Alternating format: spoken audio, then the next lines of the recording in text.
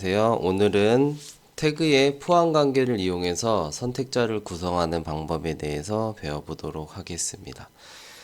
태그의 포함 관계 이런 것들을 사용을 해서 선택자를 구성하는 방법은 CSS의 기본 중의 기본 문법이기 때문에 꼭 이해를 정확하게 하고 넘어가시는 것을 추천드립니다. 자, 우선은 H1 태그를 이렇게 만들어 줄게요. 그리고 여기 아래는 div 태그를 하나 만들고 그 안에 h1 태그를 만들어 보도록 하겠습니다. 자, 그리고 이제 열어보면은 이런 결과를 얻을 수가 있겠죠? 네. 현재 h1 태그가 이렇게 두 개가 있는데 하나는 밖에 나가 있고 하나는 div 태그의 안에 h1 태그가 포함되어 있는 그런 상황이에요. 자, 그럼 이렇게 되어 있는 가운데 만약에 이제 연결된 CSS 파일에서 우리가 h1 태그를 선택을 해서 어떤 스타일링을 한다 라고 했을 때 여기에서 참고로 여기 중괄호 부분에서 엔터를 몇 번 치셔도 상관없습니다. 아셨죠? 그래서 여기에다가 스타일로 글씨 색깔을 제가 초록색으로 한번 적용을 해 보도록 하겠습니다. 저장을 하고 새로 고침을 합니다. 그러면은 이런 식으로 글씨가 여기 있는 h1 태그 그리고 이 아래에 있는 h1 태그 둘 다 글씨가 초록색으로 바뀐 것을 볼 수 있습니다. 그렇죠? 지금 이렇게 바뀐 것을 볼 수가 있겠죠. 그렇죠? 그런데 만약에 여기에서 H1 태그들을 전부 선택해서 글씨 색깔을 초록색으로 바꾸려는 게 아니고 여기 div 태그 안에 있는 H1 태그만 선택을 해서 내가 글씨 색깔을 초록색으로 바꾸게 하고 싶다 라고 한다면 어떻게 해야 하느냐, 바로 오늘 배우는 수업의 목적입니다. 됐죠? 바로 여기 앞에서 제가 div라고 태그명을 쓴 다음에 한 칸 띄워주시면 그러면 이제 이거를 해석하기에 div 태그 안에 한 칸 띄었으면은 안에 포함되어 있는 이라고 해석을 하시면 됩니다. 그래서 연결해서 해석을 해보면 div 태그 한 칸 띄고 안에 포함되어 있는 모든 h1 태그들을 선택을 해서 해당하는 글씨 스타일을 적용을 하겠다라는 뜻이 됩니다. 그리고 이제 새로 고침을 해보면 이런 식으로 바뀌는 걸 볼 수가 있죠. 현재 보시면 두 개의 h1 태그가 있지만 여기 있는 이 h1 태그는 부모 태그나 할머니 태그로 div라는 태그가 없고요. 여기에 있는 이 h1 태그는 바로 위에 div라는 태그가 있습니다. 부모 태그가 div 태그죠. 그렇죠? 그래서 여기 있는 이 h1 태그만 해당되는 조건이 성립을 하기 때문에 그래서 얘만 이렇게 글씨 색깔이 초록색이 되고 있는 거예요. 이해되셨나요? 자, 그리고 한 가지 더 해보도록 하겠습니다. 가령 이 부분을 조금 응용을 해볼 수가 있다면 어떤 식으로 응용을 할 수 있느냐? 바로 이제 제가 여기 있는 div 태그한테 클래스나 id를 사용을 해서 이름을 지어줄 수가 있겠죠. 클래스를 한번 줘볼까요? 그래서 얘한테는 클래스를 A라고 줘보도록 하겠습니다.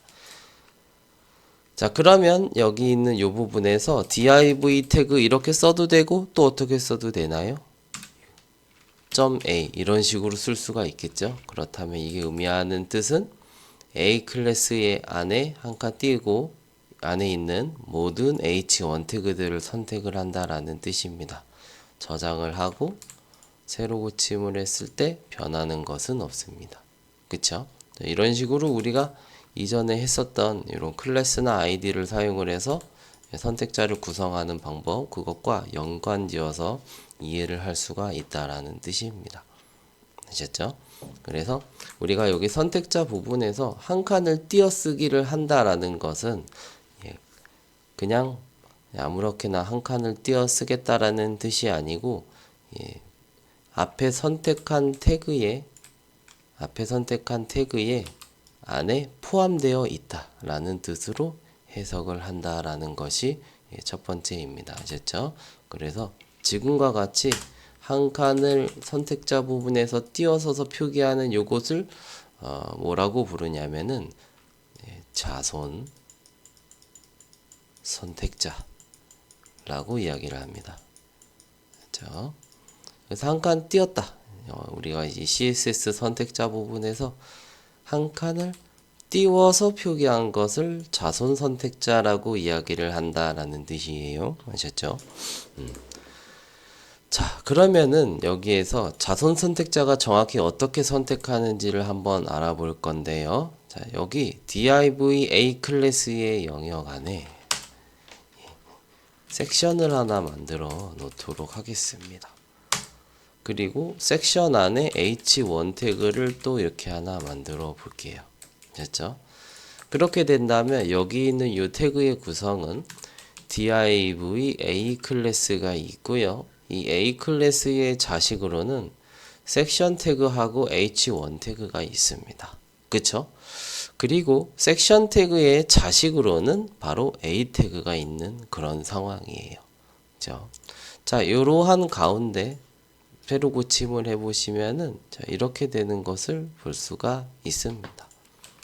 지금 여기 있는 요 h1 태그가 지금 이렇게 되는 형태입니다. 됐죠? 만약에 여기 1번, 2번이라고 쓰게 된다면은 자, 세로 고침하면은 요게 이제 이 녀석이고 여기 있는 타이틀 2가 여기 아래에 있는 태그 h1 태그입니다. 아셨죠? 현재 둘 다 글씨 색깔이 초록색이 되고 있는데요. 그 이유는 뭐냐면은 자, 이러한 결과 때문이에요. 이게 무슨 뜻이냐? A 클래스의 안에 포함된 모든 H1 태그를 선택을 하겠다라는 뜻이에요. 안에 포함된. 자, 그렇기 때문에 A 클래스의 범위는 지금 여기 전체 범위인 거죠. 그쵸? 그러니까 여기 안에 들어가 있는 섹션 태그든 H1 태그든 그리고 여기 있는 H1 태그든 모두가 범위 대상이라는 뜻입니다. 아셨죠? 그래서 이 A 클래스 안에 있는 모든 H1 태그를 선택을 하는 것이기 때문에 결국은 이 녀석이랑 이 녀석 둘 다 선택이 돼서 해당되는 글씨색이 적용이 되고 있다라는 뜻이 되는 거예요. 이해되셨나요? 자, 그런데 이제 우리가 선택자 구성을 할 때 이렇게 띄어쓰기를 쓸 수도 있지만 여기다가 어떻게 할 수 있냐면은 이렇게 띄어쓰기 대신에 꺽쇠를 쓸 수가 있습니다. 아셨죠? 꺽쇠를 쓰면은 의미가 달라지는데요. 어떤 의미로 바뀌냐면 바로 결과부터 볼게요. 세로 고침을 해보면 이렇게 됩니다. 그렇죠? 꺽쇠를 썼더니만 어떻게 되냐면요. A 클래스에 누구? 요 녀석만 선택이 돼서 초록색의 글씨 색깔로 변한 것을 볼 수가 있어요. 그렇죠?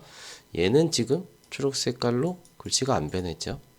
그런 상황으로 볼 수가 있는데 자, 바로 이 꺽쇠가 선택자에서 의미하는 뜻은 무슨 뜻이냐면 A 클래스의 꺽쇠 한다면 자식 중에서라는 뜻입니다. 아셨죠? 그래서 A 클래스의 자식 중에서 H1 태그들을 선택을 한다라는 뜻이에요. 그래서 해석을 해보자면은 A 클래스의 자식이라고 한다면 섹션 태그하고 H1 태그가 있는데 이 둘 중에서 H1 태그는 이 녀석이죠. 그러니까 이 녀석만 이런 글씨 색깔이 적용이 되고 있는 겁니다. 이해되셨죠?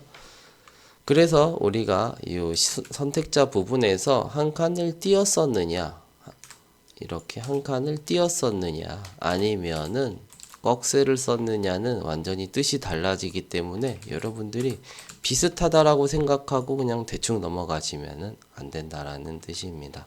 아셨죠? 자, 이런 것을 우리가 이제 배울 수 있겠습니다. 그래서 첫 번째 자식 선택자, 우리가 띄어쓰기로 표현하는 거는 자손 선택자. 그 다음에 이렇게 꺽쇠로 표현을 하면은 자식 선택자라고 이야기를 합니다. 자, 그 다음에 또 다음 포함 관계를 이용하는 선택자 구성 방법을 배워보도록 할게요. 자, 여기에 div 태그를 하나 만들었습니다. 복잡하니까 다 지우도록 하겠습니다.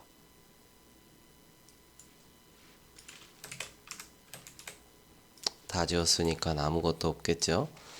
자, div 태그 없어도 되니까 h1 태그 하나 만들고 타이틀이라고 한번 만들어 볼게요. 그러면은 이렇게 나오겠죠. 다음에 여기에 문단 태그로 p 태그를 하나 만들어 볼게요. 가령 여러분들이 비주얼 스튜디오 코드를 쓰신다면은 로렘 탭 하시면 알아서 랜덤한 글귀가 나옵니다. 아셨죠? 예. 그래서 보시면 이렇게 문단을 쉽게 구성을 할 수가 있어요. 그리고 또 p 태그를 만들어서 로렘 탭 그렇게 된다면 두 개의 문단을 구성을 할 수가 있겠죠. 자, 이렇게 되어 있는 가운데 제가 여기 있는 h1 태그가 이렇게 있는데요. 요 다음에 오는 p 태그를 선택을 해서 스타일링을 하게 하고 싶다 라고 한다면 이런 선택자 구성을 취할 수 있습니다. 바로 h1이라고 쓰시고 그 다음에 플러스 p라고 적어 주시는 거예요. 그렇게 되면은 이게 의미하는 게 무슨 뜻이냐? h1 태그의 바로 다음에 오는 형제 태그가 p 태그인 경우 그 p 태그를 선택을 해서 어떤 스타일링을 하겠다라는 뜻이에요. 그래서 이런 경우에 글씨 색깔을 초록색이라고 한다면 어떻게 되느냐? 이렇게 되게 되는 것이죠. 그죠? 지금 어떻게 됐나요? h1 태그 다음에는 오는 태그가 현재 p 태그입니다. 그렇죠? 형제 태그 다음 형제가 그렇기 때문에 이 조건에 맞게 되는 거죠. 그래서 해당되는 그 p 태그는 이러한 글씨 스타일이 적용이 되는 거예요. 됐죠? 만약에 h1 태그 다음에 오는 p 태그가 h1 태그 다음에 오는 태그가 p 태그가 아니고 다른 태그라면 예를 들자면 뭐 div 태그가 있고 div 태그 안에 이렇게 p 태그가 들어가 있는 거라면 어떻게 되느냐? 이렇게 됩니다. 어떻게 됐어요? 자, h1 태그의 다음에 오는 형제 태그는 div 태그예요. 그쵸? 현재 근데 우리가 CSS에서 적어 놓은 거는 뭐죠? h1 태그의 다음에 오는 형제 태그가 p 태그인 경우 그 p 태그가 해당되는 글씨 색깔이 적용되도록 했던 거잖아요.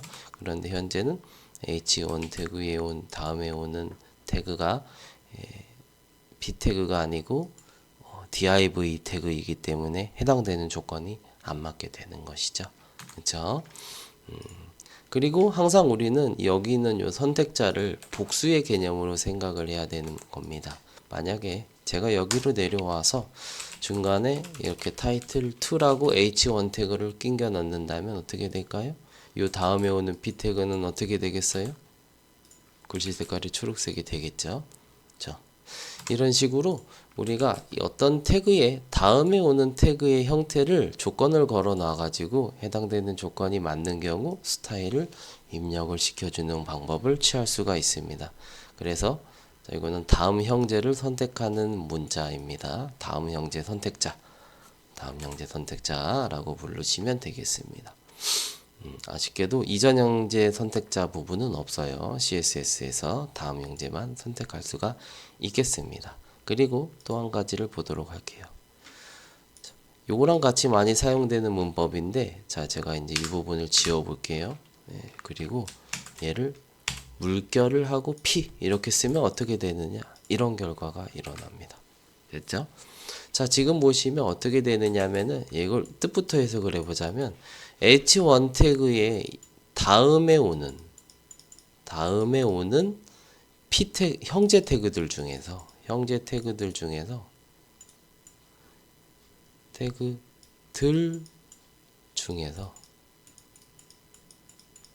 p 태그들을 전부 선택하는 거예요.